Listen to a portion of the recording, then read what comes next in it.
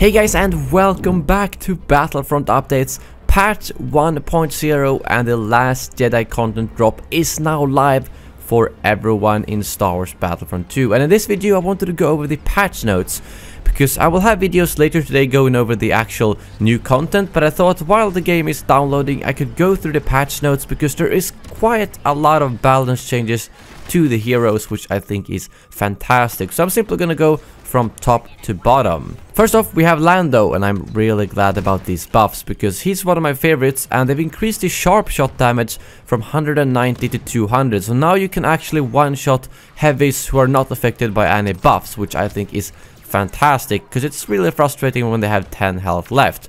And they've also increased the sharp shot range from 20 to 40 meters, which is quite a lot and will make him a lot more useful on longer ranges. And the closing attacks for lightsaber wielders are cancelled within the smoke, so the smoke now actually helps against melee combat, which is fantastic. And then the hot and cold star card is fixed. For Rey, her mind control no longer blocks the target's abilities, which I think is a quite interesting change. I didn't think it was too OP before because it's very easy to roll around, so I feel like this might not be a very good ability anymore, at least not against people who are experienced, but against new players it's gonna be very confusing still. And then a quick update to a star card description. Yoda's extra health gained by presence is no longer removed when going on cooldown, instead health starts depleting after 10 seconds. And then increased presence recharge time from 16 to 20 seconds. He welcomed nerf since he was able to heal a little bit too much. And then increased dash damage from 100 to 130. Not sure if that's gonna have any major impact. Presence no longer cancels Darth Vader's force choke ability. I didn't even know that was a thing, but I'm glad they fixed it. And then a couple of star card fixes. And now we have Palpatine, the buff we have been waiting for. 50 more health from 650 to 700.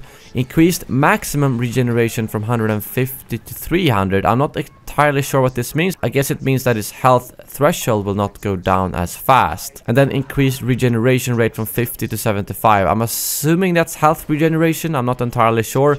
But they have decreased the actual stamina cost from 15 stamina per second to 10 stamina per second for one-handed force lightning, and from 20 to 15 with two-handed. So that was a very necessary change because I felt like he overheated way too quickly. There's nothing here about him being able to use the force lightning faster, because I felt like that was one of the issues. There was not really any point in electrocuting and then force lightning because they were going to be out of the stun by the time we can actually attack them. So that star card that exists was pretty much useless, but a very good buff nevertheless. We got a lot of changes for Chewie here. Increased his bowcaster's fire rate and bowcaster's power increase per second from 0.9 to 2.5, and increased the bowcaster's number of blaster shots from 1 to 3 on the base power modifier. The middle grenade of shock grenade is fired away from Chewbacca and not towards him now. And then a couple of changes to the star cards, but this is a little bit worrying. I did think Chewie was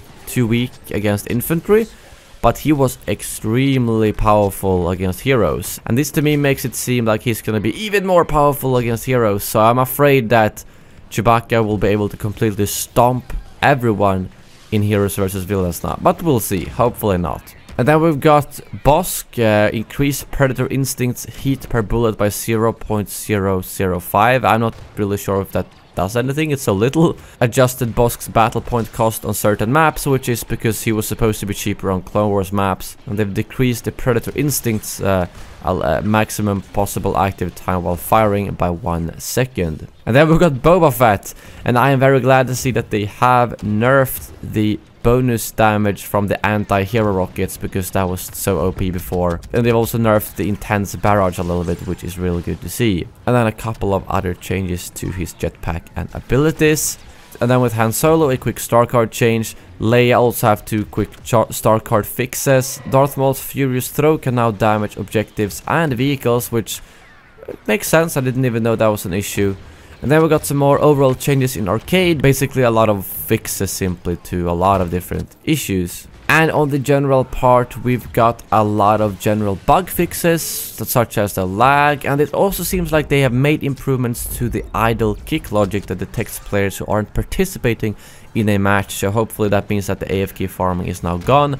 The flame trooper seems to be changed a little bit, where the damage over time effect has been decreased, but it will deal more damage in the direct cone of the flamethrower. And they fixed an issue where heroes could be instantly defeated if run over by a speeder, so the reign of the deadly speeder bikes should now be over. And they've apparently unlocked the second and third star card slots for all 4 trooper classes, so you don't need to level up your star cards to get them. I didn't think it took very long to get those slots, but I guess it's good for new players. I really don't mind that they've unlocked that. And apparently all players will also get 3 common star cards per trooper class to fill out their hand. I think for those of you who have played a lot like me, that won't change anything, but it will help new players catch up a little bit. And that brings us to the end of the patch notes, and by the time that I am saying this, my files are 3 minutes from finishing the download. So I will be editing this video, put it live, and then I will start recording some Last Jedi content for you guys. Thank you very much for watching, and as always, may the Force be with you.